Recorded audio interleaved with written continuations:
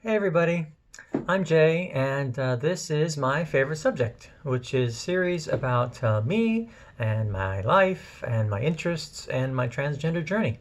So hope you'll enjoy learning all about me. So the first thing I want you all to know is that my life is an open notebook full of little sticky notes falling out. Basically, it's still being written, it's still a work in progress, but I'm happy to show it to anybody. So feel free to ask me any questions at any time.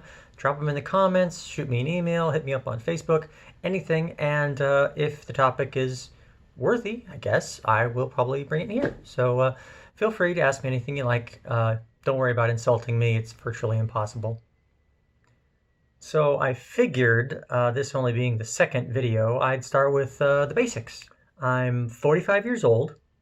Yeah, 45 years old. I just turned 45 in February. I grew up 20 years in Alaska, in the middle of the state, in a small town called North Pole, which is right near Fairbanks. Yes, I know Santa Claus personally. I went to North Pole High School. I mowed Kris Kringle's lawn, and I had an in with the big guy. But go to santaclaushouse.com for more information.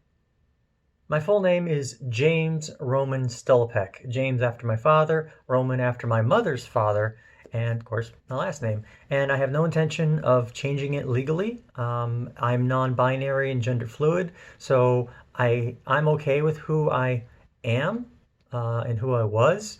I lived 40 years as a cis hetero male, and I'm okay with that. I use Jay, as a nickname, and it works for me. In my cosplay, I use the name Jasmine. Jasmine cosplays, Jasmine with a Z. And again, sometimes James, sometimes Jasmine, but at heart, I'm always Jay. You could say my cross-gender journey started in middle school. I started wearing my sister's clothes. I started making boobs out of water balloons. I started wearing a big belly, a big water balloon, and yeah, that's kind of how it started. But in the 90s, there was just no media, there was no internet, there were no books you could check out, there was no TV shows that highlighted people with these alternate lifestyles.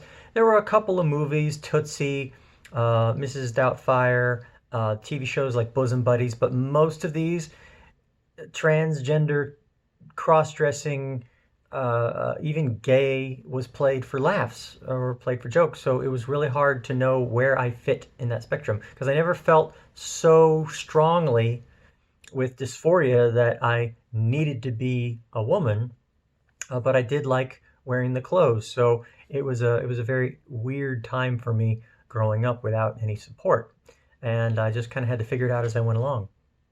I joined the Navy in 1995 to be a broadcast journalist, and in the Navy, I traveled all over the world. I went to training at Chicago and then in Maryland. I was served in Spain and Iceland and Japan. I served on two ships, USS Carl Vinson and a deployment to the Gulf. I served on USS Nassau and a deployment to the Gulf. And I served in Afghanistan while I was serving at the Defense Media Activity, which is where I retired in 2015. I was married in 2001, and at the time, my wife did know about my cross-dressing, but just didn't go for it. And I thought, well, hey, everybody else, once they get married and they get a girl and all that stuff, it just, everything's normal then. So I figured I could move on out of that phase of my life, and that I could, be happy as a cis hetero male. And I chose to try to suppress the feelings that I was having. It didn't work. Slowly over the years, I still had these thoughts, I still had these feelings, and I would express myself online. I have a DeviantArt page where I would write stories. I would have people draw pictures for me because I can't draw. And I found a community of people who also had these similar interests. And I made friends online who also had these feelings and didn't know how to express them really. And that was right, near the beginning of the internet. And I was fortunate to have that because it gave me an outlet that I needed to express these feelings that I was having and to finally start to explore them. I served in the Navy during Don't Ask, Don't Tell, but it didn't really affect me because I wasn't out as anything. I was married, I was cis hetero, and it wasn't really a problem.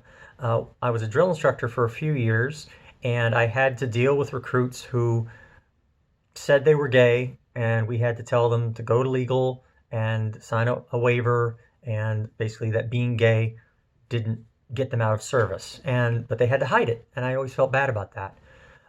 Then they repealed it, and I was aboard my second ship, and we all had a big meeting and of the managers, and we were talking about what was going to change and what wasn't going to change and what was going to be like. And I just remember this one guy who stood up and he was like, "I just don't want the gays looking at me in the shower." And I had to laugh, and I looked right at him and I said, "Fred, they're already here. That's the point. That's what Don't Ask, Don't Tell means. They're already here and serving honorably, and they're doing just fine.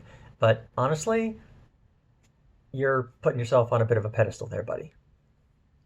I honorably retired from the Navy in 2015 and then immediately went back to work for the government, for the Department of Defense at the Defense Media Activity, where I retired from. I was there for a couple of years, and then I moved over to the Defense Information School, where I now teach young military journalists, or new military journalists, how to do their job. My ex and I divorced last year. It was all amicable. She didn't really understand when I started my journey. She encouraged it initially, but then once I started on it, she didn't quite get what I was going through.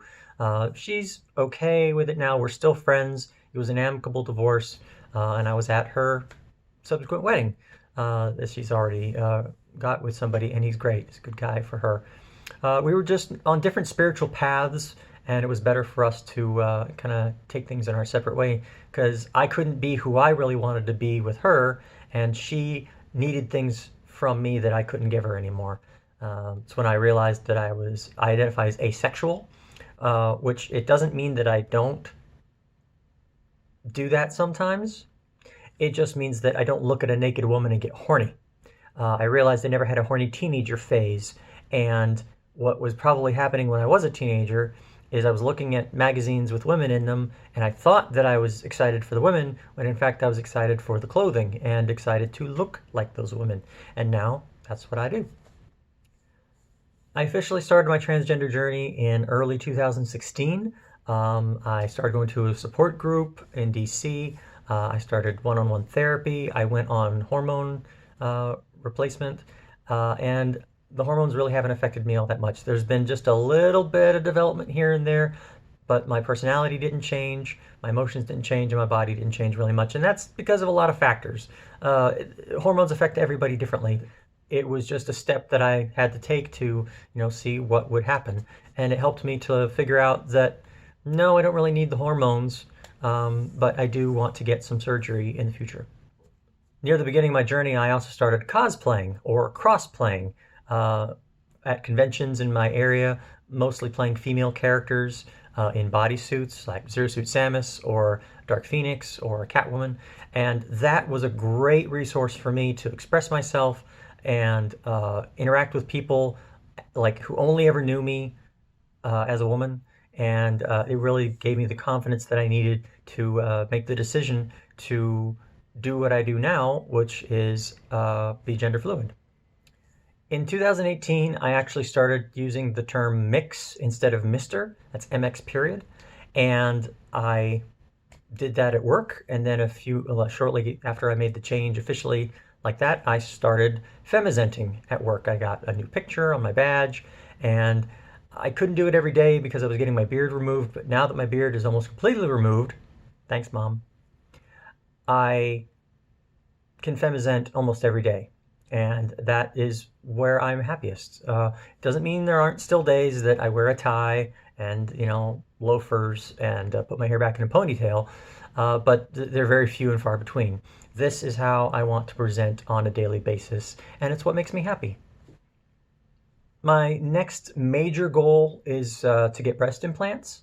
I've already been to a psychologist, and I've got a letter of support saying that, yes, I'm mentally fit to go through this transition. It's just a matter of finding the money and the schedule with everything that's going on right now. Just having the breast pads isn't enough because they can still come off, and I have to take them off when I'm like showering, and I can't go to the pool and things like that. But to have real cleavage is kind of my next goal. And I don't plan on getting any other surgery. Nothing's going to get removed. I'm not going to have anything done to my face.